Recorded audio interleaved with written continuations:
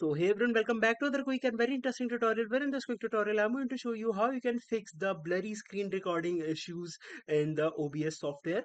Now, in order to do it, just simply open OBS software in your system, and in the OBS, just simply go to the settings. And once you go to the settings here, all you need to do is just simply go to the option of video. And once you go over there, here, all you need to do is just simply check the resolution that have been set.